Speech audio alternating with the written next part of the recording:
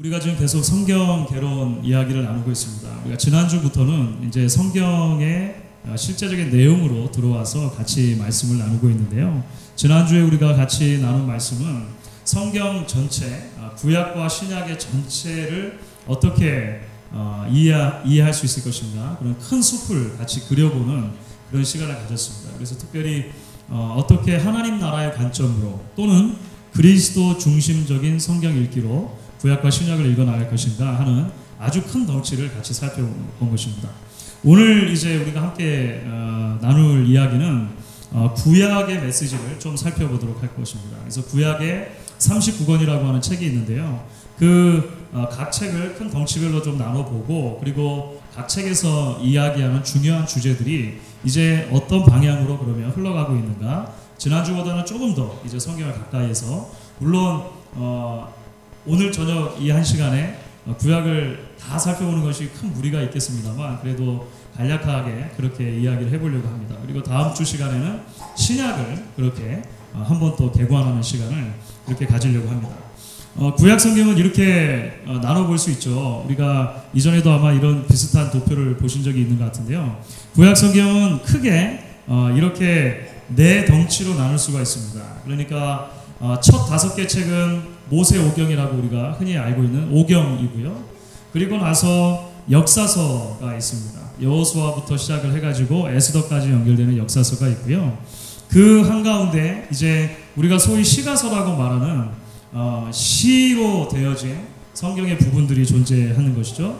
그리고 구약 성경의 마지막은 좀 덩치가 많습니다만 선지서로 구분할 수가 있습니다. 대선지서, 소선지서 이렇게 해가지고요 나눌 수 있다라고 하는 것이죠. 그러면 먼저 모세오경에 대해서 좀 이야기를 해보도록 하겠습니다. 모세오경은 구약 성경에 나오는 첫 번째 5책인데요. 모세오경 참 중요합니다. 왜냐하면 성경 전체의 흐름과 방향, 메시지를 이해할 수 있는 아주 중요한 초석이 이 모세오경에서 놓여지기 때문에 그런 것이죠. 우리가 오경은 흔히 모세가 썼다라고 알고 있고, 그래서 모세오경이라고 일컫는 것입니다. 물론 모세오경 5권, 창세기, 출애굽기, 레위기, 민수기, 신명기 내용들을 아주 가까이서 살펴보다 보면 이 부분은 모세가 썼다고 보기에 조금 힘든 부분 있을 수도 있습니다. 예를 들어서 신명기 마지막 장에 나오는 모세의 죽음에 대한 이야기 같은 거죠. 하나님의 사람 모세가 죽어서 이런 얘기 있지 않습니까? 그러니까 자기가 자신의 죽음에 대해서 기록을 한다는 것이 사실 불가능하다고 보니까, 물론 이제 그것도 미리 내다보고 썼다 이렇게 이해하는 분들도 더러 있습니다만, 대개의 경우에 있어서 복음주의 학자들도 이제 그런 몇 부분들은 모세 나중에 더해졌을 것이라고 생각하고요. 하지만 전반적으로 모세가 썼을 것이다 이렇게 보는 것이죠.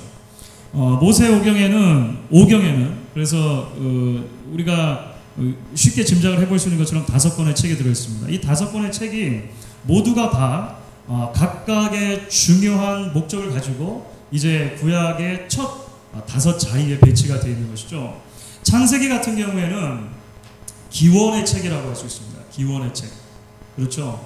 그래서 창세기는 온 세상이 어떻게 기원이 되었는가, 그리고 하나님의 백성 이스라엘이 어떻게 기원이 되었는가 하는 이야기가 이제 진행이 되어집니다. 특별히 하나님께서 이제 세상을 창조하시고 인류의 초기 역사가 이 창세기 1장부터 11장까지 이어지게 되는데요. 우리가 지난주에 특별히 이제 하나님의 나라라고 하는 관점으로 성경을 살펴볼 때 이 창세기에서도 맨 앞부분 1장, 2장, 3장에 나타난 창조와 타락과 구속이라고 하는 아주 기본적인 성경적인 세계관의 골격이 이 창세기 안에 들어있다라고 하는 것을 우리가 살펴본 것이죠. 그래서 세상의 시작으로부터 출발을 해가지고요, 이스라엘 민족이 탄생되고, 그 다음에 그 이스라엘 민족이 나중에 아브라함, 이삭, 야곱, 그리고 그 야곱의 11번째 아들이죠. 누구죠? 갑자기 질문이 이제 요셉입니다. 요셉, 그죠? 요셉의 때에 이제 애굽으로 온 가족이 이민을 가게 되는 거죠. 먼저는 요셉이 먼저 이민 간 건 아니고요. 사실은 팔려가죠. 노예로 팔려갔다가 나중에 높은 위치에 오르게 되고 이제 가나안 땅에 있었던 온 가족을 다 초청하는 거죠. 아이고 우리 이민혁 사람 비슷합니다. 그래서 초청을 해가지고 하여간 70명의 아브라함 가족이 이제 전부 다 그 이스라엘 민족의 조상이 되는 그 가족이 이제 애국으로 가게 되는 이야기에서 창세기는 끝을 맺게 되는 것입니다. 특별히 그래서 이 창세기에는 언약이라고 하는 개념이 굉장히 중요하게 등장을 해요. 하나님께서 아브라함과 이삭과 야곱이라고 하는 이 연결되어지는 이스라엘 민족의 첫 조상들에게 약속을 계속 맺어주시는 거죠. 사실은 아브라함은 어디 출신이냐면요, 고대 바벨론 제국 출신이죠. 갈대아 사람이란 말입니다. 그렇죠?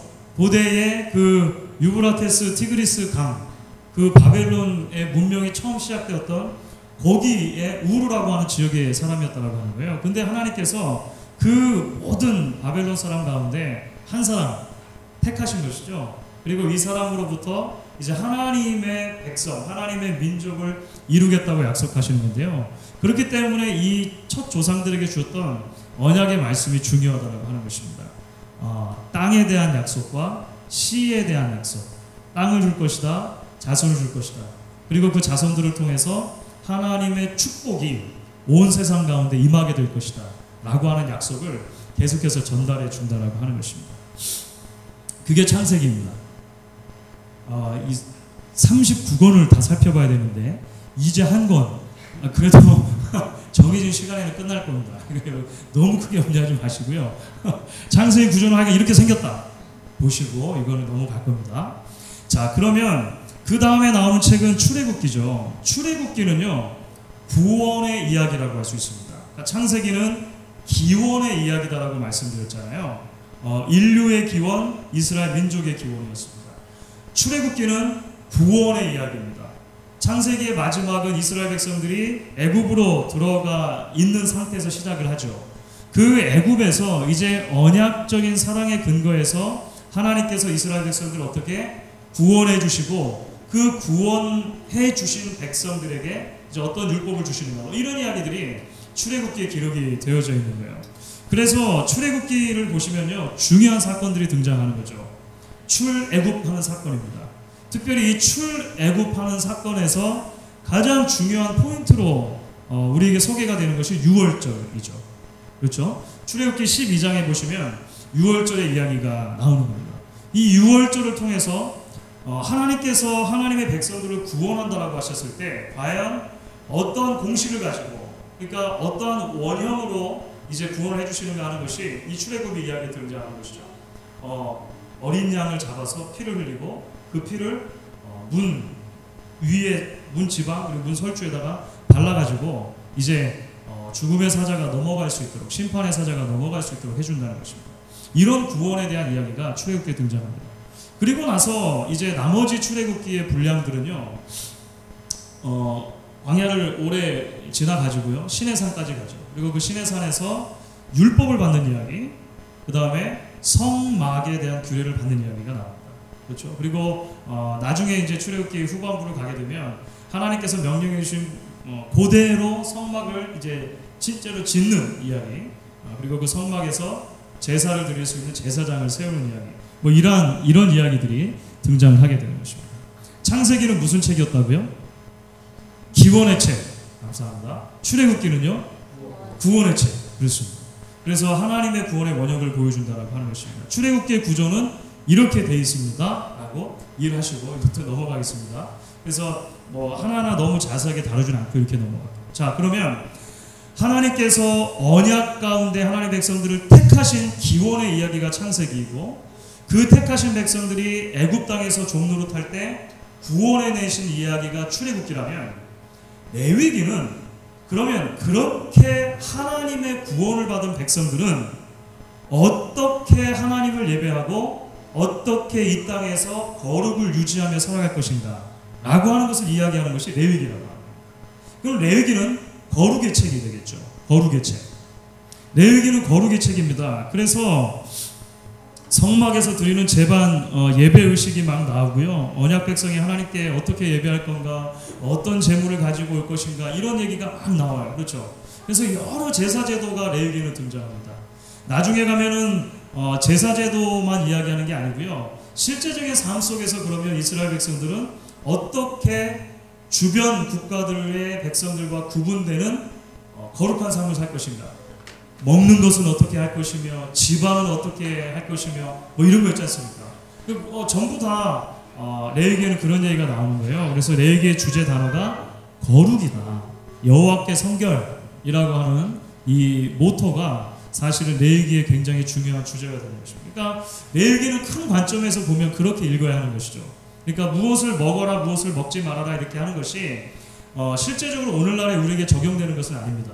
하지만 레위기의 율법이 하나님의 택함을 받은 거룩한 백성들이 적어도 하나님을 알지 못하는 이방 백성들과 어떻게 구별될 것인가 하는 문제에 있어서 레위기는 굉장히 중요한 가르침을 우리에게 전해주고 있다고 하는 거예요. 그래서 레위기는 이제 이런 구조를 가지고 우리에게 주어져 있습니다.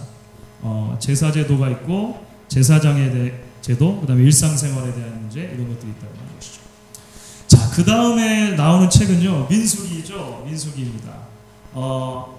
기원의 책 다음에, 그 다음에 구원의 책, 출애굽기가 있었고요. 거룩에 대해서 이야기하는 책 레위기가 있었습니다. 그러면 이제 민수기는 어떤 이야기를 다루냐면, 실제적으로 이스라엘 백성들이 그렇게 하나님의 명령을 받아서 가나안 땅에 들어가기 전입니다만 광야 생활하는 과정이 나오는 거예요.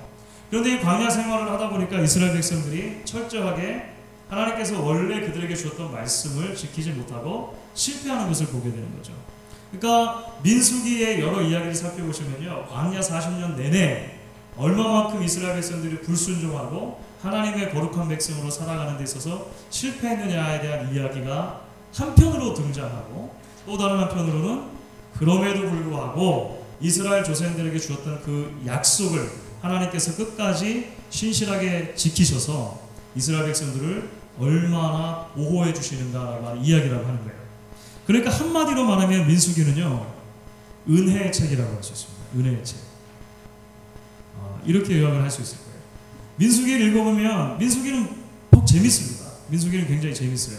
레위기를 읽으면서 재밌다라고 느끼기에는 좀 어려움이 있습니다, 사실. 그렇죠. 아무리 구약을 연구하는 학자들이라 하더라도 목사들이라 하더라도 이 레위기를 읽으면서 막 은혜가 철철 넘치고 피는 철철 넘치는 것 같아요. 레위기 하도 제사 제도가 많아가지고요.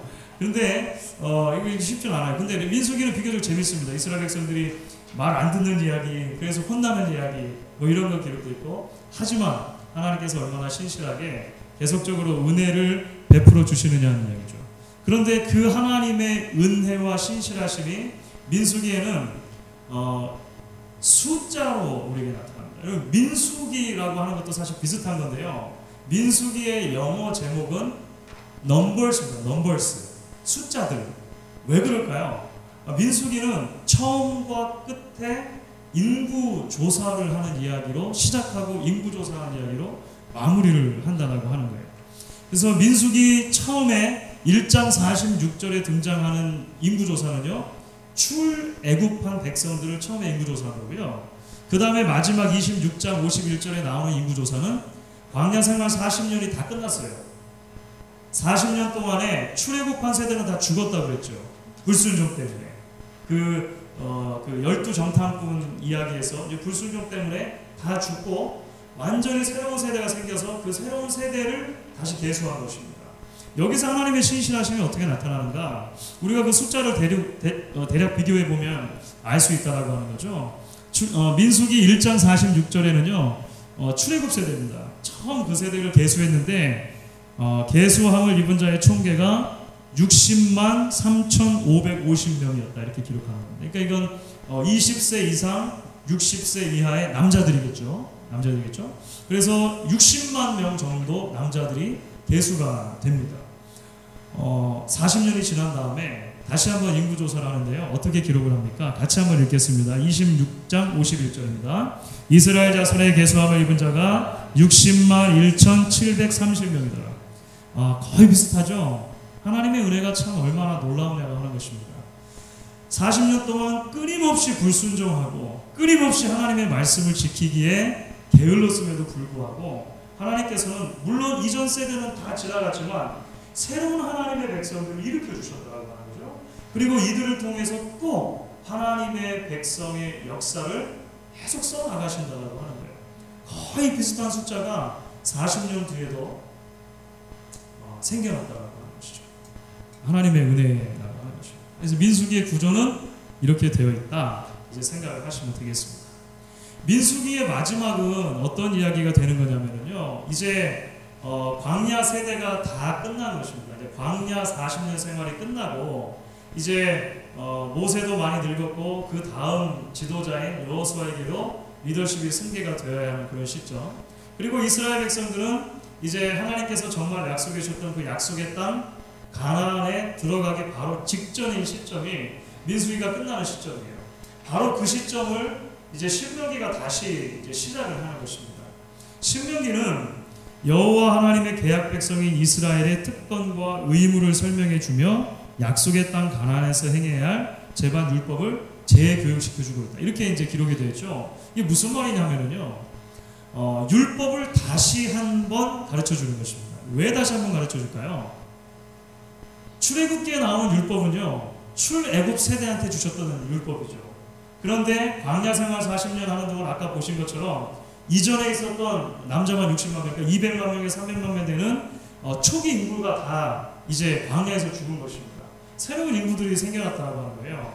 새로운 광야 세대에는 하나님의 말씀을 이제 가나안 땅에 들어가기를 바로 앞두고 다시 이제 말씀을 들어야 될 그럴 시간이 왔다라고 하는 거죠. 그래서 율법을 다시 이야기를 해주는 것입니다. 신명기라고 하는 말 자체가 그냥 우리 한자어 표현에는 새로운 계명 이런 말이죠. 신명기죠. 원래 드투아노미라고 영어에서 기록할 때 이제 이것이 이제 라틴어에서 온 건데요. 두 번째 율법 이런 뜻이 됩니다. 드투로노모스가 되니까 두 번째 율법이라고 하는 의미가 돼요. 그러니까 처음에 주셨던 율법은 출애굽기에 주셨던 율법이고 이제 다시 하지만 이것이 새로운 율법이라기보다는 이미 주셨던 율법을 다시 적용해주는 차원에서 말씀을 주고 계시다고 하는 것입니다. 신명기는 그래서 이런 구조를 가지고 있고요. 특별히 신명기는 자세히 읽어보시게 되면 모세의 큰 설교들이 중요한 그 덩치를 가지고 진행이 되는 걸 볼 수가 있어요. 그래서 과거를 한번 돌아봐라. 지금 현재 우리 자리를 한번 돌아봐라.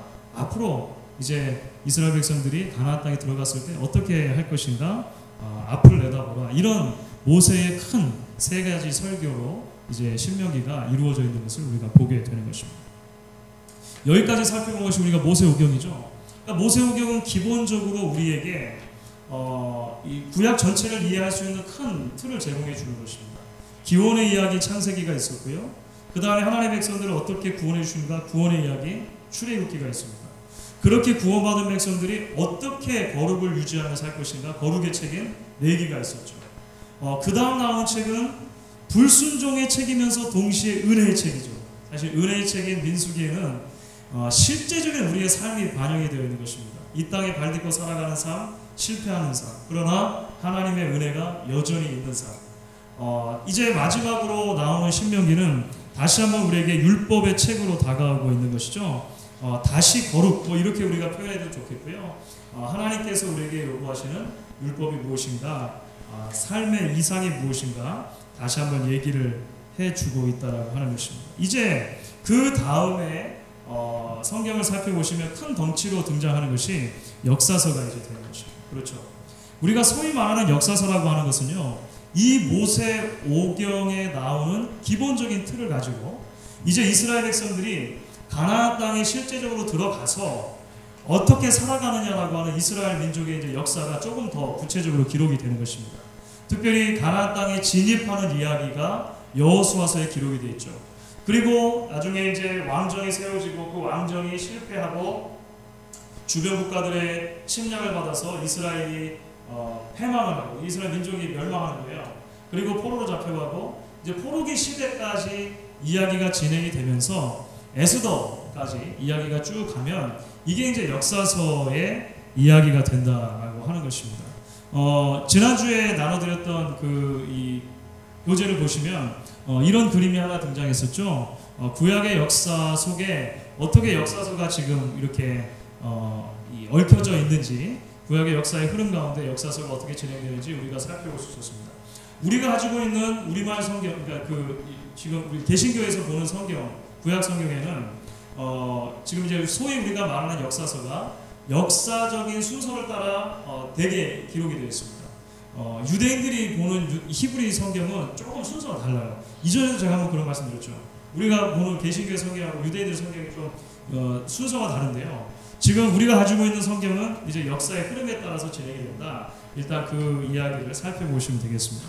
그러면 아주 간략하게 역사서를 말씀을 한번 드려볼게요. 여호수아서는 아까도 말씀드린 것처럼 여호수아를 통해서 이스라엘 백성들이 여기 이제 우리 역사서죠. 여호수아를 통해서 이스라엘 백성들이 약속의 땅 가나안에 들어가는 이야기입니다. 그래서 정복 전쟁을 하는 이야기죠. 하나님의 약속을 따라서 말씀대로 정복할 때 이제 그 땅을 취하게 되었습니다. 그 땅을 취한 다음에 이스라엘 백성들은 그 가나안 땅에서 어떻게 살아야 할까요? 다시 모세오경의 원리를 다시 돌아가죠. 율법을 가지고 살아가는 겁니다. 율법을 가지고 하나님의 말씀에 순종하면서 하나님의 백성으로서의 구별된 삶을 살면 되는 것이었습니다.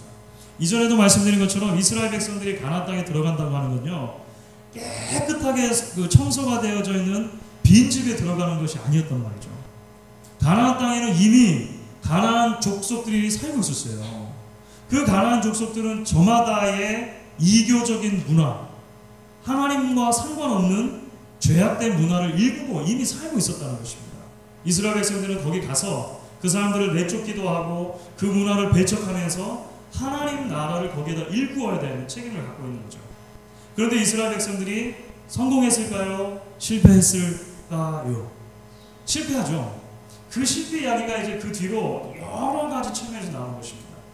대표적인 실패 이야기가 그 바로 다음에 나오는 사사기라고 하는 것이죠.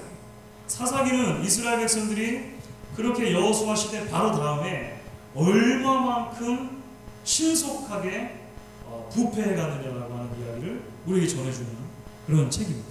사사기의 이야기를 읽어가시다 보면요, 이스라엘 리더였던 사사들로부터 시작해서 온 백성들이 굉장히 빨리 타락해가는 것을 보게 돼요. 그래서 사사기의 주제는 이스라엘 백성들의 가난화라고 이렇게 우리가 이야기할 수 있는 거예요. 이스라엘 백성들이 나중에 가면 가나안 백성들인지 이스라엘 백성들인지 구분이 안 되는 거예요. 구분이 안 되는 거예요. 원래 율법에서 주었던 그 구분됨, 결국 구분됨이라고 하는 것이 거룩이라고 하는 것과 어근이 같지 않습니까? 그 구별된 삶을 살지 못하는 모습이 이제 사사기 모습입니다. 사사기는 계속해서 실패하는 이야기들입니다. 그런데 이전에도 그랬던 것처럼 하나님께서는 그러한 이스라엘 백성들의 지속되는 실패의 이야기 속에서도 하나님의 은혜의 일하심을 멈추지 않으시는 거죠. 그래서 우리 성경에는 사사기 바로 뒤에 어떤 책이 붙어 있냐면 룻기가 붙어요. 룻기는 시대적인 배경은 사사시대입니다. 그렇죠. 사사들이 치리하던 때에 이렇게 바로 시작한단 말이죠. 그런데 그 룻기를 살펴보시게 되면 사사기에서 발견할 수 없었던 하나님의 놀라운 은혜가 그 사사시대에도 여전히 흐르고 있었다는 것을 보게 되는 거죠. 이방 여인이었던 룻을 통해서 하나님께서는 그 어둠의 사사기 기간 동안에도 다윗 왕가를 세우실 준비를 하고 계셨다는 거예요. 그래서 이 룻이 나중에 다윗의 외조모가 되지 않습니까? 그렇죠? 증조모, 외조모는 아니고요. 증조모가 되는 것이죠. 증조 할머니가 된다는 거죠. 다윗의. 그런 그 역사가 준비가 되고 있는 것을 보게 되는 것입니다. 이제 그 다음의 이야기는 실제적으로 이스라엘 민족 가운데 이제 왕정이 세워지는 이야기들이에요. 그래서 사무엘 상하를 보시게 되면 이제 왕이 없던 상태의 이스라엘 국가가 이제 왕을 처음으로 모시게 되는 이야기.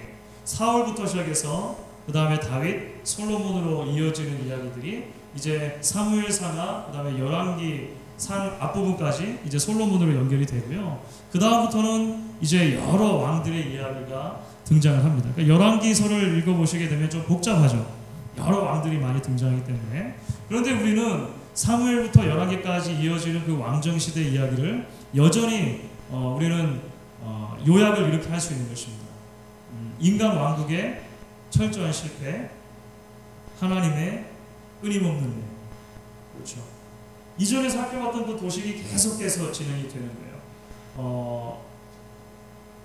왕국이 세워져서 하나님의 통치를 사실은 계속해서 이 땅에 실현을 해야 되는데 왕들도 계속 실패합니다. 그리고 이스라엘 백성들도 계속 실패하고 범죄하고 결국 그 범죄의 결과가 나중에 어떻게 나타나냐면 이제 이스라엘이 멸망하게 되는 거죠. 그래서 북쪽 왕국이 먼저 멸망하고 그 다음에 남쪽 왕국이 멸망하고 이런 이야기들이 이제 열왕기하 마지막에 가면 등장을 하게 되는 것입니다. 그리고 나서 포로기로 지나가는 거죠.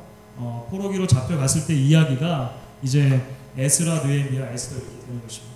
여전히 그 포로 시대에도 하나님께서 하나님의 백성들을 잊지 않으시고 자꾸 회복시켜 주시려고 하는 이야기, 이런 이야기들이 그 안에 계속 등장하는 것을 보게 되어지는 것입니다.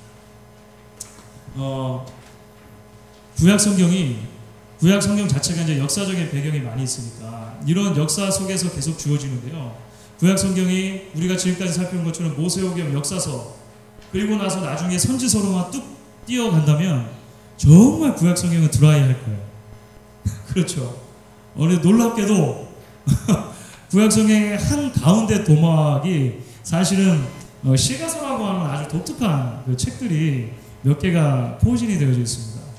그러니까 벌써 지금까지 이제 역사를 좀 쭉 다시 한번 그 말씀드리면서 그 역사 속에서 어떻게 하나님께서 그 하나님의 신실하심을 지켜주셨는가 제가 아무리 설명해도 피부로 잘 안 와닿으시죠. 졸리시고 그러시잖아요.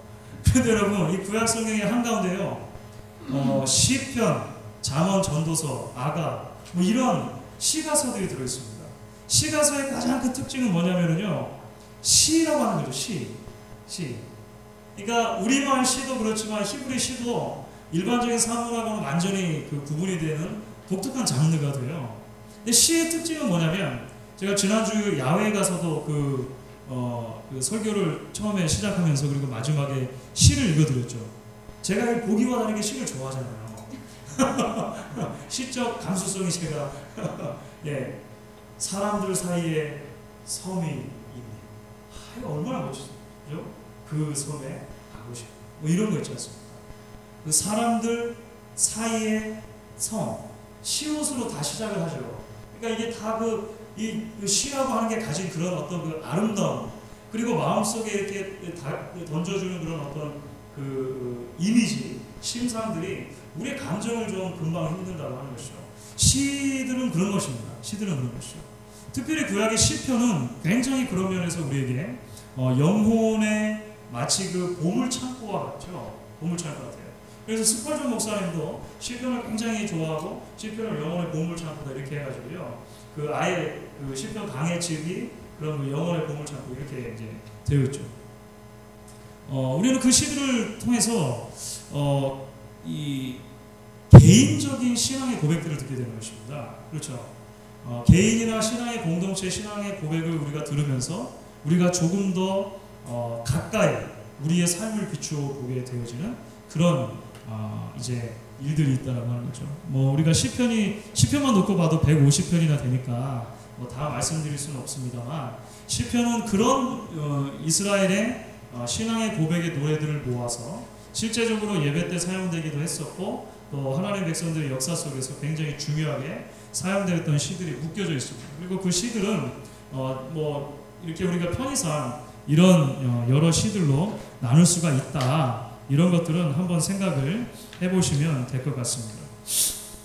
그리고 나서 이제 아가서가 있죠. 아가서는 이 굉장히 아름다운 사랑의 노래인데요. 아가서를 읽어보시면 참 아름다운 사랑의 노래가 거기 기록이 됐다는 것을 보시게 돼요. 그 솔로몬과 술람미 여인의 사랑의 이야기가 나오는데 굉장히 그 적나라한 그 사랑을 나누는 표현들이 아가서에 등장하는 것을 보게 됩니다. 그래서 뭐 역사 속에서 아가서가 그 노골적인 사랑의 표현들 때문에 오해를 많이 받아왔습니다만 사실은 우리가 이 아가서를 읽을 때 이렇게 읽을 수가 있겠죠. 결국은 고대 그 이스라엘 민족들이 들어가서 살아야 되는 가나안 땅에 그 문란한 결혼 문화, 문란한 성문화 속에서 하나님께서 만드신 가정의 제도가 얼마나 아름다운 것인가, 하나님께서 기대하시는 남녀간의 사랑이 얼마나 고귀하고 순결하고 또 아름다운 것인가라는 것을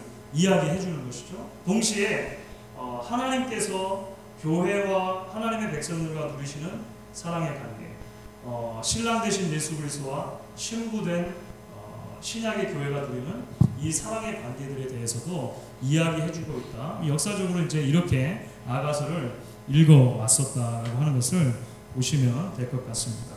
그리고 나서 성경 안에 보시면 이제 지혜문학이라고 우리가 이해할 수 있는 그런 부분들이 등장하죠. 그러니까 시가서 안에 사실 이제 지혜문학이 들어있는 거예요. 욥기와 잠언과 전도서 이런 부분들이 들어있습니다. 사실은 욥기나 잠언, 전도서, 그러니까 우리가 소위 지혜서라고 할 수 있는 책들을 보시게 되면요, 아까 이제 처음에 설명을 해드렸던 그런 어떤 이스라엘의 역사적인 정황들하고는요 좀 많이 동떨어져 있습니다. 그러니까 어떤 특정한 역사적인 상황을 놓고 쓰여진 책들이 아니고요, 조금 더 이렇게 일반적인 측면에서 우리에게 지혜가 무엇인가에 대해서 이야기를 해주는 것이 지혜서들이라고 볼 수 있는 거죠. 우리가 주일 새벽에 시간이 되는 대로 전도서를 살펴보고 있는데요, 전도서도 그런 이제 지혜문학 중에 하나가 되는 것입니다. 가장 중요한 것은 이제 지혜가 도대체 뭐냐, 이렇게 이제 생각을 해보면 되겠죠. 지혜는 하나님이 만드신 세계 속에서 어떻게 하나님이 원하시는 모습으로 살아갈 것인가, 구체적인 방법, 기술을 말한다, 이렇게 보시면 될 것 같습니다. 자, 여러분, 율법이 주어졌어요. 율법은 하나님의 말씀으로 주어졌습니다. 그런데 율법에 여러 항목들이 있지만, 하나님의 말씀에 여러 항목들이 있지만, 실제로 우리가 매일매일의 삶 속에서 직면하게 되는 문제들은 하나님의 말씀이 제시해주는 항목들의 숫자보다도 훨씬 더 다양한 일을 우리가 경험해요. 그렇죠?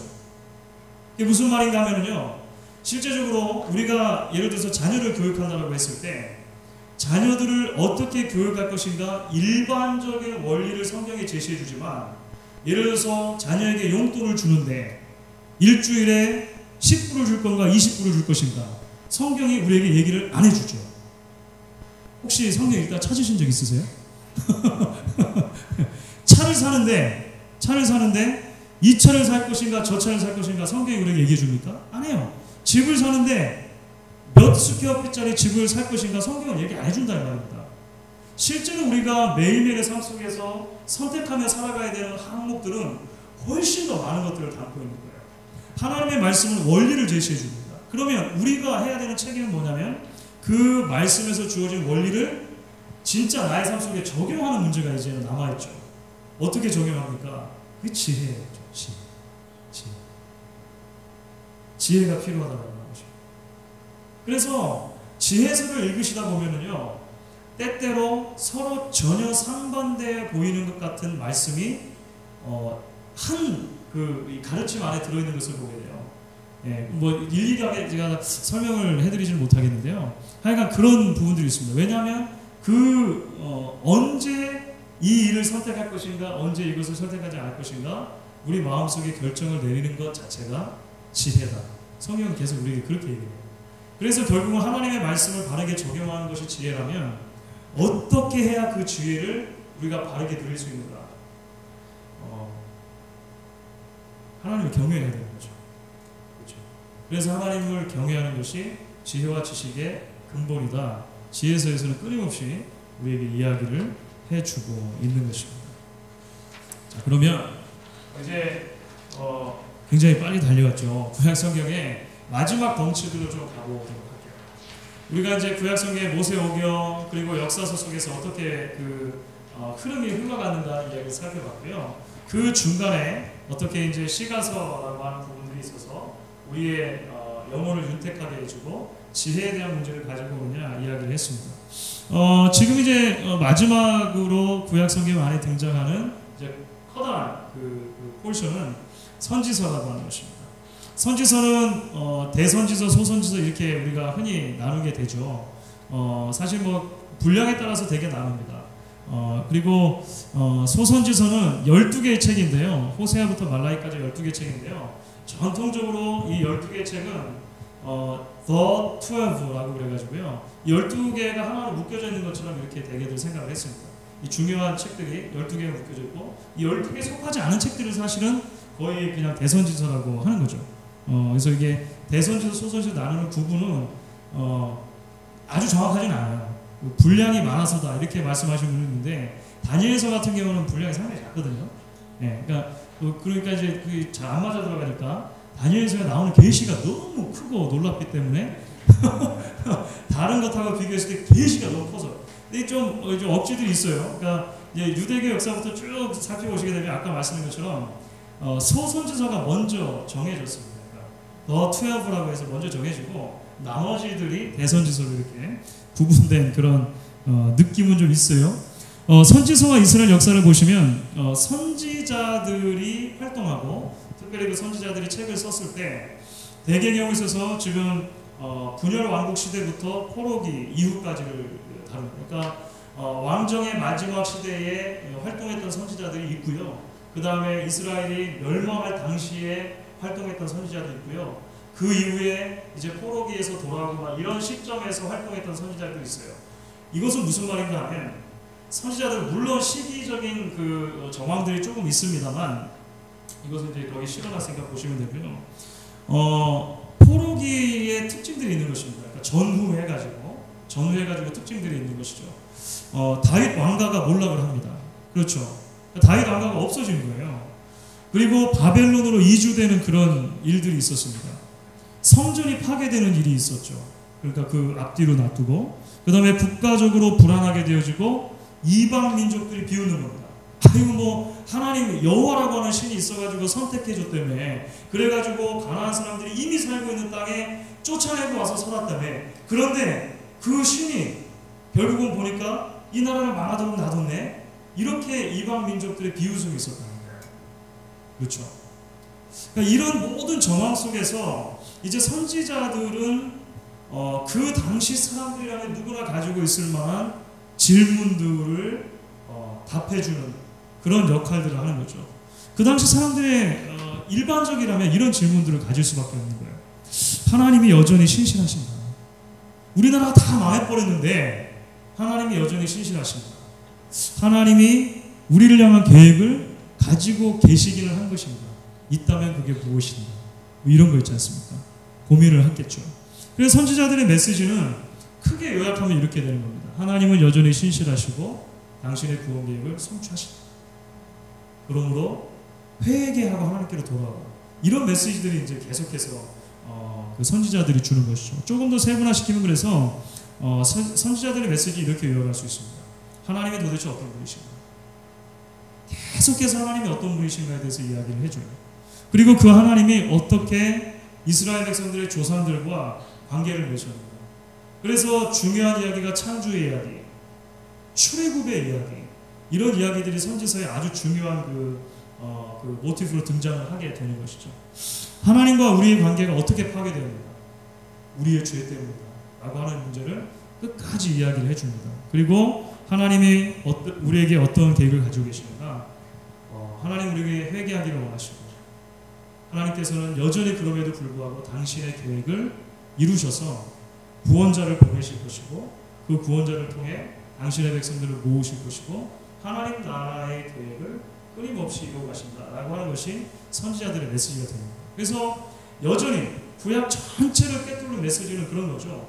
하나님이 약속을 주셨고 사람들은 그 약속에 신실하지 못했고 그럼에도 불구하고 하나님께서는 계속 그 약속에 신실하셔서 하나님의 구원의 일들을 이루어 가신다라고 하는 것이 구약 성경이 39권인데 그 39권의 처음부터 끝까지 일관된 메시지로 계속 우리에게 주어지고 있다고 하는 것입니다. 구약을 거의 40분 좀 안 되게 해가지고 구약 39권을 정리를 했는데요. 이 엄청난 속도였는데 잘 따라주셔서 너무 감사하고요. 그래서 구약의 전체 메시지를 마무리하면서 이제 오늘 말씀을 마무리하겠습니다. 구약은 창조 타락 구속의 기본적인 세계관 안에서 펼쳐지는 하나님의 구속사의 이야기다. 이것이 이제 좀 이해가 되시겠죠. 구약은 죄로 인해 하나님의 통치를 거부하는 인간의 실패의 역사, 그럼에도 불구하고 구속의 약속에 충실하신 하나님의 성공의 역사가 함께 담겨져 있다는 것입니다. 결국 구약의 모든 이야기는 하나님의 구원의 방편으로 오시는 메시아 예수께로 우리의 관심을 집중하도록 한다고 하는 것이죠. 그래서 구약의 마지막 장을 닫을 때까지 그 하나님의 구원의 방편이 누구신지는 정확한 답이 나오지 않아요. 하지만 그 기대를 계속 우리에게 주면서 이제 구약이 닫는 것입니다. 우리가 다음 주에 살펴볼 이제 신약의 이야기는 첫 장을 펼치면서부터 그 구약이 말했던 구원자가 누구냐? 아브라함과 다윗의 자손 예수 그리스도의 세계라. 이렇게 마태복음 1장 1절 시작하면서 우리에게 다시 하나님의 구원의 복음을 선포해 준다라고 하는 것입니다. 이렇게 해가지고 우리가 구약의 메시지를 좀 마무리를 해 보도록 하겠습니다.